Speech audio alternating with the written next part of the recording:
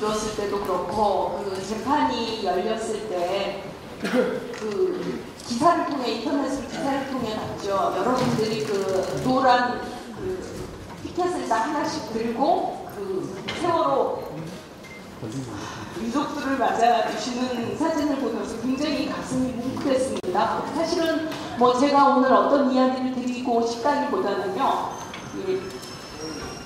여러분들의 얘기를 듣고 싶어서 왔습니다. 만나보고 싶었고요. 이 세월호 사건이 10월 30일 날 재보궐선거가 끝난 이후에는 완전히 그 자기네가 11곳을 석권하고 그 다음에 겨우 4곳이 야당에게 돌아갔다는 것을 확인한 다음부터는 그야말로 세월호 이 문제에 대해서 정부 측 책임에 대해서 거의 외면하고 회피하고 더군다나 그 불똥이 청와대로 튀는 것만 막으려고 하고 있습니다. 이러는 정말 한국에 이 문제를 해결하기 위해 우리에게 그 해결하고 싶은 사람들이 가져야 될 가장 중요한 덕목은 끈기입니다. 그죠? 끝까지 잊지 않겠다, 끝까지 함께하겠다, 끝까지 반드시 진상규명을 하겠다. 그랬을 때 여러분 시민상주 모임이 적어도 3년간은 우리들 모두가 상주가 되어서 함께하겠다 이렇게 말씀해 주신 그 생각이 너무나 귀하고 그런 생각을 또 다른 사람들에게 그 이름을 통해서 전하시는 거잖아요. 그래서 정말 여러분들을 뵙고 싶었습니다. 근데 이제 제가 느낀 느낌은요, 다들 따뜻하십니다. 근데 따뜻한 것으로는 다 되지 않습니다. 그죠? 유족분들에게 필요하고 우리가 이웃들에게 위로를 하는 데는 따뜻함이 반드시 필요하지만 사실은 그 반대에 정말 아주 칭넝쿨처럼 정말 치밀하고도 못되게 엮여있는 그런 악의 세력이 있습니다. 그래서 저는 여러분들께 오늘 무슨 말씀을 드리려고 왔느냐면 착한 시민으로 따뜻한 시민도 정말 감사하지만 우리 좀 독한 시민이 되고자 이런 말씀 드리려고 왔습니다. 세월호라는 어떤 배가 거대한 그 유람선이 제주도를 향해 인천항을 출발해서 가다가 진도 앞바다에서 넘어졌습니다. 왜 넘어졌는지 물론 모릅니다. 그죠? 넘어졌어요. 뭐 급변침이었다, 뭐 짐을 너무 많이 싣고 밑에 편형수를 뺐다, 뭐 이렇게 하도록 뭐 관과 민이 그 유착된, 산업과 유착된 그런 것이 있었다. 거기 국회의원이 엄청난 뇌물을 받았는데 최근에야 그 국회의원에 대한 수사가 시작됐다. 뭐 이런 이야기들을 좀 돌고 있지만 진짜 왜 그 사건이 벌어졌나는 저희가 모릅니다. 더욱이 제일 무서웠던 건 사실 이 사고가 난 것이 무서운 게 아니라 사건이 났을 때, 배가 침몰했을 때 해경이 구조를 하지 않았다는 사실이 제일 무서웠죠. 그런데 해경이 구조를 하지 않았다는 사실을 정부가 왜 그런지를 밝히지를 않고 자꾸 은폐하려고 해서 지금 이 사건이 점점 더 무서워지고 있습니다. 우리가 이 정부라는 것은 대한민국 국민들이 다 주머니에서 십시일반의 세금을 내서 월급을 주면서 키우는 고용 노동자들입니다. 그죠? 우리들의 일을 하라고. 그런데 그들이 자기네들끼리 뭔가 뇌물을 쓱싹 받아 챙겼는지 뭘 했는지 모르겠는데 어쨌든 사고가 난 그 사고의 원인을 감추려고만 하고 있습니다. 그래서 도대체 그 시간에 왜 정부는 해경을 왜 구조를 하지 않았느냐를 파고 들어가다 보니까 해경에 대한 더 이상의 탐색을 못하게 해경을 해체한다 그랬습니다. 그러나 실제로 해경은 해체되지 않았습니다. 최근에는 채용 공고까지 새로 냈다 그럽니다. 그럼 도대체 이게 무슨 일이 일어났느냐? 좋다. 해경끼리 그러면 해경 안에서 부패하고 더럽고 그러면 이거를 제대로 밝혀줘야 될 텐데 도대체 누가 책임자냐? 그랬더니 나중에는 이 세월호라는 배가 국정원에다가 자기네의 수리 재원을 보고를 했다. 사고가 난 다음에도 국정원과 통화를 했다. 이런 일들이 밝혀졌습니다. 그러면 국정원이 책임자냐? 아무도 대답을 해주지 않습니다. 심지어 최근에 성남시장인 이재명 성남시장이 세월호의 실소유자는 국정원이다. 이렇게 발언을 했습니다. 이게 자칫하면 루머로 고소나 고발을 당할 수 있는 사안이었습니다. 사실 이재명 시장은 고소나 고발을 기다리고 있는 거죠. 왜냐하면 고소나 고발이 되면 그 사건은 검찰이 수사를 할 거고 검찰이 수사를 하면 진위 여부가 밝혀지니까요. 이 사실을 밝히기 위해 이걸 던진 겁니다, 이분이. 근데 현재까지 아무도 극악스러운 극우단체들이 아무도 고발을 안 합니다. 무엇이 진상인지를 밝히기를 두려워한다는 거죠. 그 다음에 그 시기에 대통령은 도대체 뭘 했냐? 왜 지휘를 하지 않았냐? 이런 것이 또 저희들의 의문입니다. 대통령이 자기는 정말 이 부분에 대해서 눈물 흘리고 참회하고 뭐 사과하고, 그 사과도 뭐 한 달 뒤에야 막 정말 그 자리를 하다시피 끄집어내가지고 사과를 한 거죠. 국무회의에서 자기네 자기 고려 밑에 있는 부하들이죠. 부하들 모아놓고 회의하면서 이 부분에 대해서 참 비통하게 생각한다. 이거를 사과라고 모든 언론이 보도를 해줍니다. 그러니까 이건 말이 안 된다. 절대로 이런 것은 사과가 아니다. 그랬더니 사과가 그제서야 아닌가 보다 해가지고는 여론이 막 끓으니까 나중에 사과를 했습니다. 사과를 하면서 텔레비 생중계 다 하면서 눈물 흘리면서 유족들이 원하는 그런 해결 방법 자기가 반드시 찾아내겠다고 성사시키겠다고 약속했습니다. 그런데 이제 와가지고는 그거를 전혀 안 합니다. 그러더니 나중에 결국에는 국정조사에서 뭐가 밝혀졌냐면 김기춘 씨 입으로 대통령이 그 사고가 난 동안 7시간 동안 그 어디 있었는지 모른다. 이 얘기를 김기춘 씨가 한 이유는 뻔하죠. 대통령은 책임이 없다는 얘기를 하고 싶어서 이 얘기를 한 겁니다. 근데 기가 막히잖아요.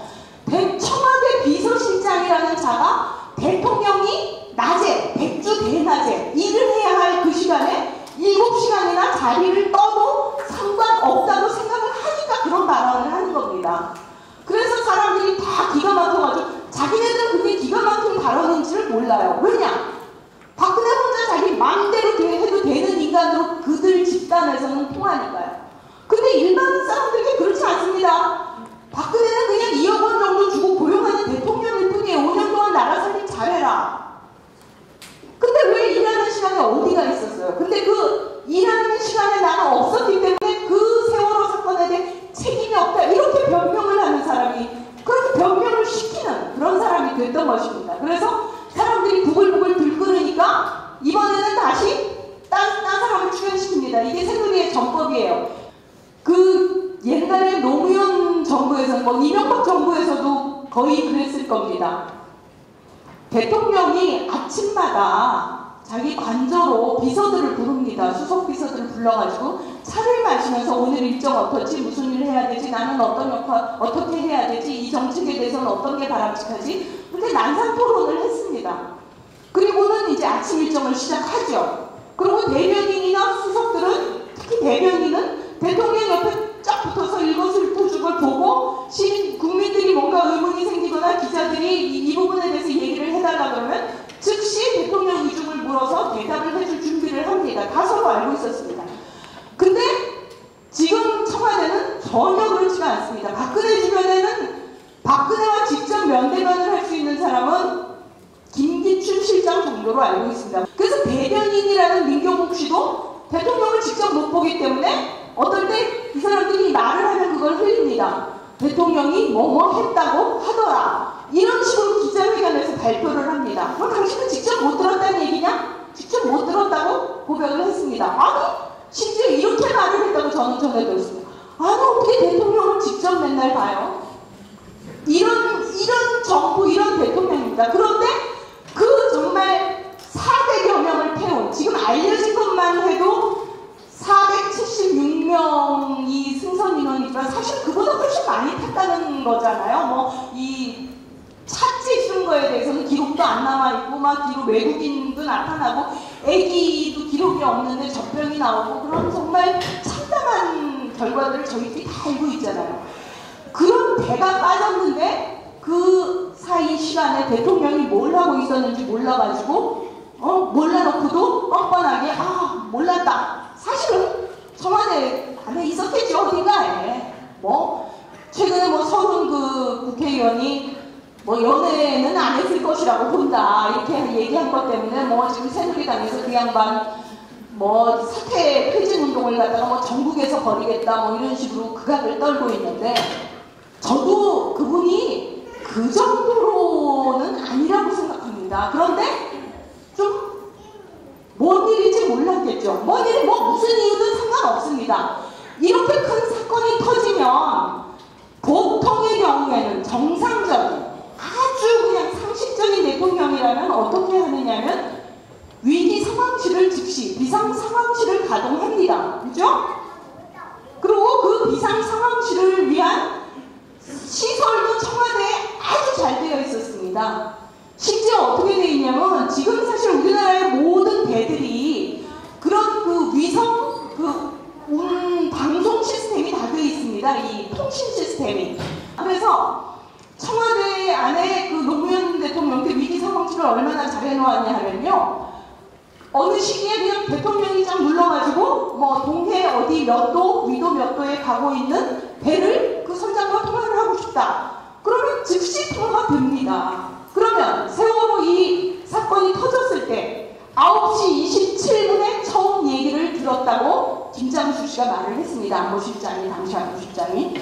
그럼 9시 27분에 즉각 대통령한테 보고됐으면 즉각 위기상황실을 가동해가지고 뭐 안보실장 포함, 국방장관, 뭐 해양수산부 장관, 그 다음에 안전행정부 장관 이런 사람들을 다 불러가지고 비상회의를 가동을 해야 됩니다. 거기서 하면서 뭐는 어떻게 해라, 뭐는 어떻게 해라. 대통령 자신이 뭐 직접 지시할 전문 지식이 없으면 담당 전문가들이 이렇게 하는 게 좋습니다. 조언을 내리면 그렇게 합시다. 즉시 판단을 내려줘야 됩니다.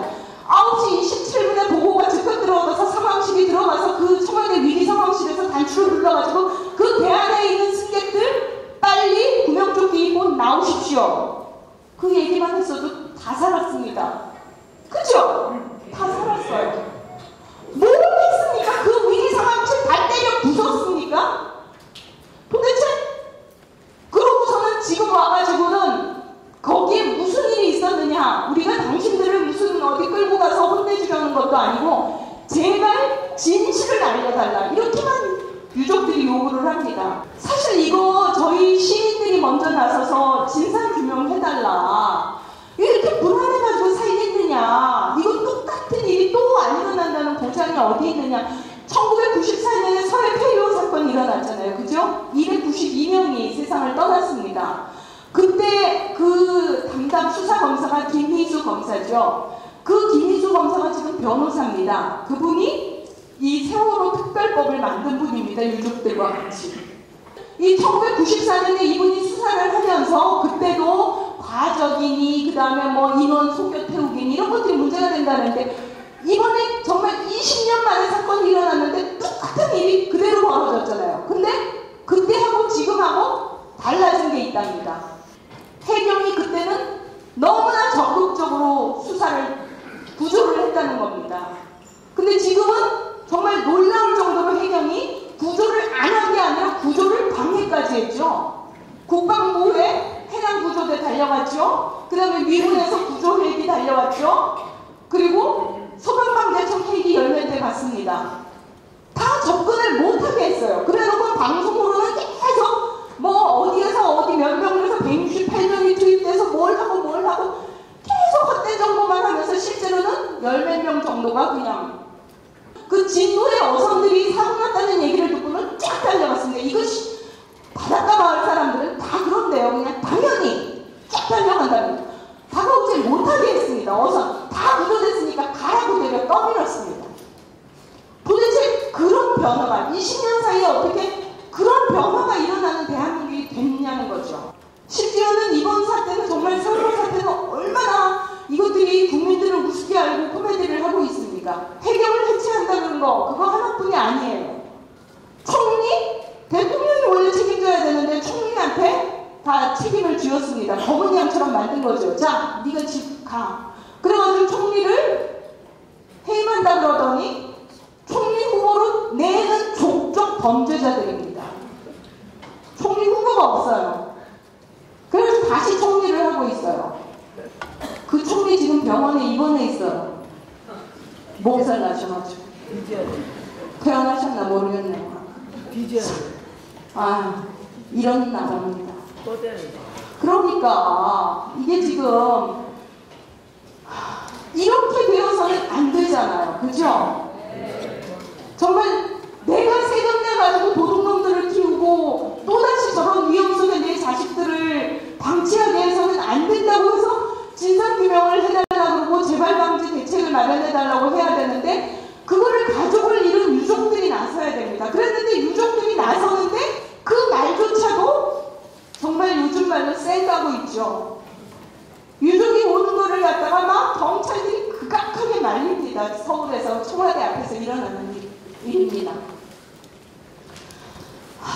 그런데 너무 감사한 것은 그럼에도 불구하고 유족분들이 지치지 않아 주신다는 거 너무 감사합니다. 사실 오늘 이제 김영호 씨가 단식하시던 김영호 씨가 이제 광화문으로 다시 돌아오며 그런 얘기를 하셨죠. 일베들이 워낙 극악을 떠니까 거기 와서 너희들이 그냥 아무것도 안 먹고 단식을 50일을 했을 리가 없다. 초코바를 몰래 먹었다. 막 그러면서 초코바를 사람들한테 나눠주질 않나. 그 앞에서 막 치킨 시켜다가 먹지를 않나. 정말 인간으로 저런 짓을 할 수 없는 짓들을 막 하고 있습니다. 그런데도 불구하고 참 의연하게 이런 얘기를 해주셨어요. 일베들의 자식들까지도 안전하게 되는 사회를 위해서 나는 계속 이걸 하겠다고. 참 너무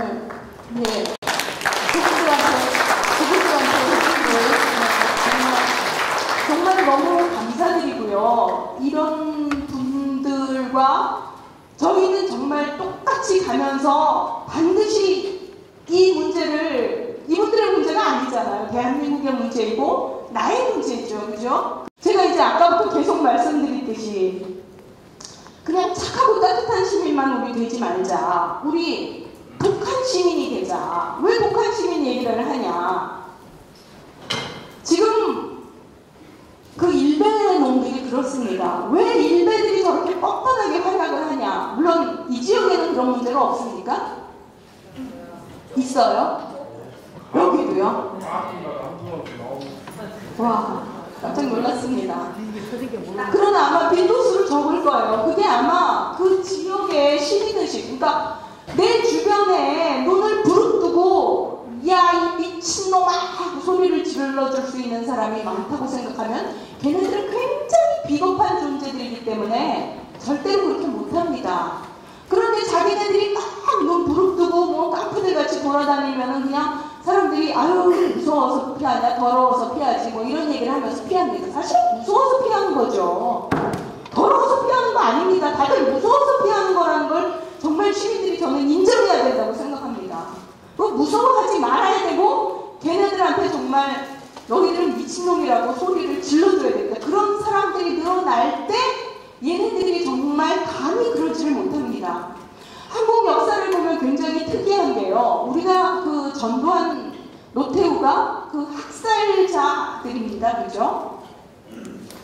근데 노태우 대통령 때 한국 정책이 굉장히 발전적으로 바뀌었습니다. 제가 많이 그 3분 칼럼 들으시면 거기서도 인용을 했겠지만 그 국가보안법의 적용은 굉장히 조심스레 다뤄야 된다. 이것은 그 국가의 안보를 저해하는 사범을 다루기 위해 만들어진 법인데도 이 법을 적용할 때도 혹시 개인의 인격을 침해하지 않는지 굉장히 주의해가며 이 법을 다뤄야 된다. 이런 규정이 그 안에 있습니다. 이미. 이 규정이 언제 들어갔냐? 이게 바로 노태우 때 들어갔습니다. 그리고 노태우 때 남북 기본 합의서를 체결을 했죠. 그리고 노태우 때 국방정책을 펴가지고 러시아와 중국 등하고도 수교를 했습니다. 우리가 전 세계에 자랑하는, 지금 미국 같은 나라도 우리나라를 정말 보고 베끼고 싶어서 환장을 하는, 그러나 지금 박근혜 정부에 들어와서 무너뜨리려고 애쓰는 의료보험, 국민개보험제도, 그전에는 지역의료와 농촌의료 이렇게 다 구분되어 있던 거를 전체를 다 국민개보험으로 만든 것도 노태우 대통령 때였습니다. 그럼 노태우가 착하고 훌륭해서 그럽니까? 아니죠. 절대 아닙니다. 노태우 나쁜 놈이잖아요. 왜 그랬냐? 87년도 시민항쟁의 무서움을 봤던 겁니다. 87년도에 그 전두환이 불과 7년 전에 정말 이 광주에서 총으로 사람들을 막 무지막지하게 살해한 7년 전이라는 게 얼마나 가까운 세월입니까? 그죠? 여러분 2007년에 일어난 일 어제처럼 기억하잖아요. 근데 7년 전에 그 무고한 시민들을 막 군인이 들어가가지고 막 총으로 다 갈겨버려서 죽인 것을 분명히 보고 아는 사람들이 또다시 일어나가지고 그 전두환 체제를 무너뜨린 것을 본 겁니다. 그러니까 노태우가 시민의 힘이 위대하구나, 시민의 힘이 무섭구나, 난 대통령 노릇 잘해야 되겠구나, 이 생각을 한 겁니다. 그래서 노태우 정부에서 굉장히 개혁적이고 좋은 정책들이 많이 나왔습니다. 그 위에 나온 김영삼도 정치적인 특색으로 보면 이 사람 결국은 피해자 세력과 야합한 세력이잖아요. 그런데도 그 사람이 금융실명제를 하고 그 다음에 공무원 재산 공개를 하고 여러 가지 개혁적인 정책을 막 합니다. 전두환 노태우를 재판정에까지 세웁니다. 그죠? 결국에는 대통령이 똑똑하냐 어떠냐가 문제가 아니라 국민들이 독하냐 무섭냐, 무섭게 권력을 감시하느냐 안 하느냐, 여기에 사실은 정부의 질이 달려 있습니다. 그래서 제가 여러분들에게 정말 부탁하고 싶어요. 여기대로 뭐 서울대로 전국에서 그냥 다들 내가 지지하는 정당의 정치인이면 무슨 짓을 해도 오케이. 이렇기 때문에 그냥 마구 살게 되는 거죠. 그래서 우리는 절대로 그래서는 안 된다. 그런 것들을 바로잡는 그런 독한 시민이 되어주셨으면 하는 말씀을 드리고 싶습니다. 가령 문창극 씨 사건이 났을 때 이거 아까 저기 7월 특강에서 다 들으셨나요? 미리 앉으셔서? 같이 할까요? 문창극 사건이 나자 문창극 씨는 지명도가 그렇게 많지는 않았죠. 이인호 씨라고 서울대 교수를 지내고 그 김대중 대통령에 의해서 핀란드 대사라고 임명되면서 외교관으로서도 길을 걷게 된 이인호 씨가 문창극 씨를 막 옹호했습니다. 그러면 이제 사람들이 저렇게 훌륭하고 고상하고 그분이 참 고상하게 생겼습니다.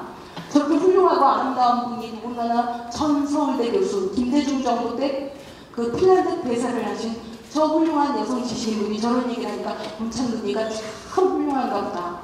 이렇게 그냥 명사의 허명에 눌려서 지레짐작하고 그냥 막 따라가지 마십시오. 주변에서 혹시 그렇게 막 따라가면 정확히 알고 지적을 해주셔야 됩니다. 이인호 씨가 어떤 분이냐 하면 굉장히 극우적인 이승만 연구소에서 차린 이승만 연구소 개소식에 가서 이런 발언을 했습니다. 이승만 대통령이 건국의 아버지고 너무 훌륭하시고 그분이 그 일이 업적이 안 알려지는 게 너무 안타까운데 이 연구소가 생겨나서 좋다 뭐 이런 장광설을 늘어놓으면서 심지어 4.19라는 것도 우리나라 건국이 안 되었다면 있을 수가 있었겠냐. 진짜 대단한 배변이죠. 그렇게까지 황당한 얘기를 우리가 안 듣는 줄 알고 안 보는 줄 알고 기록이 안 되는 줄 알고 막 자기네들끼리 모인 집단에 가서 막 얘기들을 하는 그런 사람들이 되어버렸습니다. 지금 그 양반이 겁이 안 나기 때문에 저 집단이 겁이 안 나기 때문에 그 사람이 그런 망언을 하고도 다시 KBS 이사가 됐습니다. 그리고 그냥 착하게 넘어가지 마십시오. 저는 특히 호남에 왔을 때 이 부분을 말씀드리고 싶었습니다. 그 일베나 호남에 대한 망언에 대해서 호남분들이 너무나 유하세요. 절대 그러지 마세요. 단 한 건을 발견해도 정말 득달같이 달려들어서 고소하고 고발하고 이런 망언을 하면 절대로 한국 사회에서 편하게 살 수 없다는 것을 깨닫게 하세요. 스웨덴에 극우정당이 있는데 그 극우정당은 이민정책을 반대한답니다. 그러나 그럼에도 불구하고 막 인종차별적인 발언을 하는 강원들은 다 쫓아낸대요. 그건 왜 그러겠어요? 스웨덴인들의 민도가 높아서 그런 발언을 하는 극우정당은 이민정책에 반대하는 건 참아줄 수 있어도 그런 인종차별을 하는 인간 이하의 인간들은 우리 사회에 같이 공존할 수 없다. 이것은 아주 신념으로 갖고 있습니다. 그러니까 여러분들이 호남에 대한 특히 5.18과 관련해서 이 과도한 욕을 하는 거는 호남을 욕하는 게 아니라 인간에 대한 정말 인간의 존엄에 대한 훼손입니다. 그러니까 여러분이 그 부분에 대해서 좀 더 당당해지라는 표현은 뭐 하지만 좀 독해지셨으면 좋겠어요. 너무나 그냥 넘어가 제발 마시라는 거. 그런데 코피 처벌해야 돼. 자, 제가 늙어가지고 죄송합니다. 예. 그리고 걔네들이 사실은 일베라는 게 정말 비루하잖아요. 걔네들이 다 돈 때문에 저럽니다. 걔네들이 무슨 신경이 있어서 그런 것도 아니에요. 그냥 돈을 직접적으로 받는 사람들이 있고 또 돈을 돈을 앞으로 그 박근혜 정부가 되면 뭔가 내가 속한 계급이 돈을 많이 벌게 되지 않을까 뭐 이런 기대 때문에 하는데 결국엔 그 돈 때문에 움직인다는 인간이 얼마나 비루한 거예요. 그들이 얼마나 비루하고 누추하고 추한지 이걸 일러줘야 됩니다. 그리고 무엇보다도 제가 부탁드리고 싶은 것은 이 거대한 정치의 거대한 담론보다 여러분의 자리에서 앉은 자리에서 좀 n분의 1을 해주셨으면 합니다. 이 얘기 뭐 너무나 많이 말씀드려서 또 중복일지도 모르겠는데요. 가령 뭐 이동욱 때 그 얘기 제가 3분 칼럼에서도 했는데 이동욱이가 그 재판관들이랑 연구하는 돈으로 쓰라는 공급 2억 3천만 원을 자기 통장에 넣고 막 마누라랑 쇼핑도 가고 밥도 사 먹고 가족끼리 밥도 사 먹고 어떻게 그랬겠어요? 그 사무국 직원들이 그 돈을 그 사람한테 넣어줬기 때문에 그런 거잖아요. 신재철이가 무슨 민간인 사찰 투기를 회의 한 번 16분인가 뭐 10몇 분 열고서 다달이 몇 달 동안 800만 원인가요? 600만 원인가요? 그걸 따박따박 받아 챙겼어요. 그거 막 신재철을 비난하는 글을 썼지만 그거 왜 그랬겠어요? 회의 안 여는 걸 뻔히 알면서 그 돈을 따박따박 달라면 주는 국회 직원이 있었기 때문에 그런 거예요. 사실은 여러분이 알고 있는 여러분이 속한 자리에서 정말 그런 일들이 많이 일어나고 있어요. 여러분의 자리에서 절대로 불의와 부패와 부정을 용납하지 마세요. 그리고 원칙적인 사람이 되었으면 좋겠습니다. 우리나라는 이상하게 그런 사람을 뭐 고지식하니 뭐 꼴통이니 그러는데 그게 바로 선진국형입니다. 사실 이번 세월호 사건이 왜 났는 줄 아세요? 왜 애들이 이렇게 많이 희생되는 줄 아세요? 애들은 한국 사회가 선진국이라고 믿었어요. 사람들이 이런 말을 합니다. 가만히 있어라 하니까 가만히 있었다고. 이게 유교의 복종 때문에, 복종 교육 때문에 그렇다고. 아니에요. 대형 사고가 나면 지휘부의 이야기를 듣고 조심해서 움직여야지 너도 나도 갈팡질팡하면 사고가 굉장히 커집니다. 그렇기 때문에 지휘부에서 가만히 있으라 하면 가만히 있는 게 선진국 시민교육이에요. 그리고 걔네들은 선진국 시민교육을 믿었기 때문에 우리나라가 선진국인 줄 알았던 거죠. 그 세월호 그 선원들이 그렇게 파렴치하게 자기네가 살아가려고 그랬는지 해경들이 지네를 구조를 안 하고 그런 이런 어마어마하고 무지막지한 정부인지를 걔네들은 몰랐던 거예요. 그죠? 우왕좌왕하면 더 큰 사고가 날까봐 선진국으로 시민의식을 갖고 지켰던 거예요. 정말로 고귀한 이유로 희생이 된 거죠. 그러니까 우리가 해야 할 일은 뭐예요? 선진국, 진짜 선진국을 만들어줘야 됩니다. 가만히 있어도 안전한 사회를 만들어줘야 되는 거죠. 그러려면 그냥 가만히 있으면 안 되게 생긴 거죠. 그죠? 문제를 지적하고 그러면서 정말 꼴통이다는 소리를 너 왜 그렇게 고지식해? 한국 사회에서 법 지키고 도덕 지키면 고지식하다 그럽니다. 나 고지식한 거 아니야. 나 선진국민이라서 그래. 그죠? 우리 다 선진국민이 돼야 됩니다. 그래서 그것들을, 그 문제가 있는 것들을 낱낱이 바로잡아야만 다시는 이런 일이 있지 않을 겁니다. 그러나 어쨌든 무엇보다도 지금 세월호 바로 이 국면에서는 어쨌든 수사권과 기소권이 있는 특별법이 제정되는 것이 그 최상의 해결책이겠죠. 뭐 여러 가지 그 이야기를 준비해 왔습니다만은 조금 이쯤에서 정리를 하고요. 제가 말씀드리고 싶은 게 아까 이제 저에 대한 소개에서 이런 전태일 장학금 얘기가 나왔습니다. 사실 저가 한 일은 이것뿐입니다. 저한테 대구 천주 정의평화위원회에서 원고를 써달라고 했습니다. 근데 저는 이제 서울에서 활동하는 기자라서 제가 그렇게 지역의 작은 곳에까지 제가 원고를 쓴다면 그 지역에 있는 지식인이 누려야 할 권리를 빼앗는 것 같아서 처음에는 안 쓴다고 했습니다. 그러다 가만히 생각해 보니까 제가 전부터 계속 전태일 장학금을 대구에 만들고 싶었습니다. 왜냐하면 이 호남 지역의 그 민도가 굉장히 높은 데 반해서 그 영남 지역의 민도가 굉장히 낮습니다.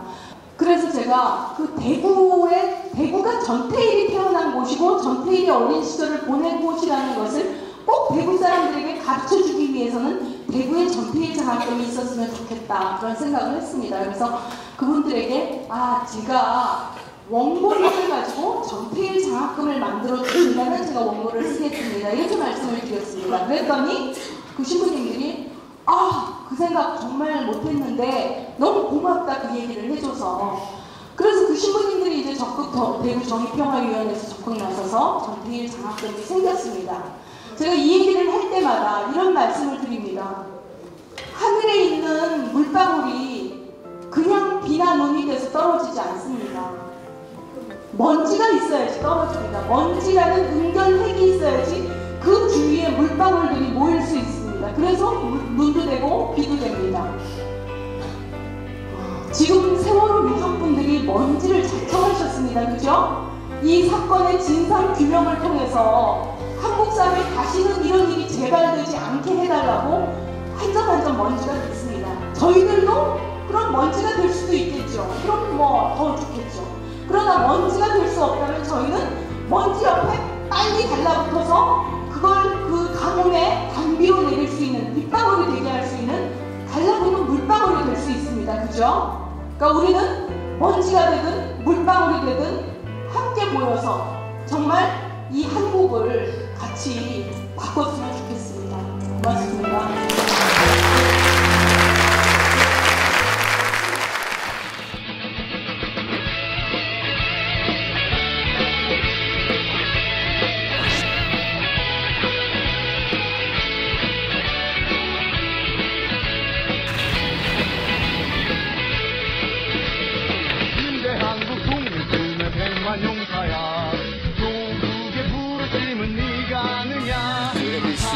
회사에 계셨을 때는 그 장기 때문에 이렇게 속썩이실 일이 없었겠죠.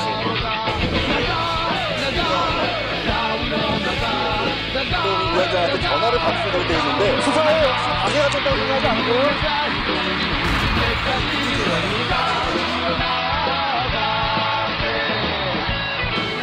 10년 전에 고발뉴스.com 이상호 기자의 고발뉴스라고 하는 홈페이지를 만들면서 그때 사실 어렸을 때 초년병 기자 생활을 할 때부터 너무 많은 사람을 구속시켰거든요. 그리고 너무 많은 사람을 다친 걸 봤고, 근데 내가 도대체 이 기자직을 왜 하는 건지 되게 회의가 됐더라고요. 그래서 내가 그 홈페이지에도 담아놓은 얘기지만 이게 국민의 삶이래요. 그러니까 고발은 사람에 대한 증오가 아니라 사회에 대한 삶입니다.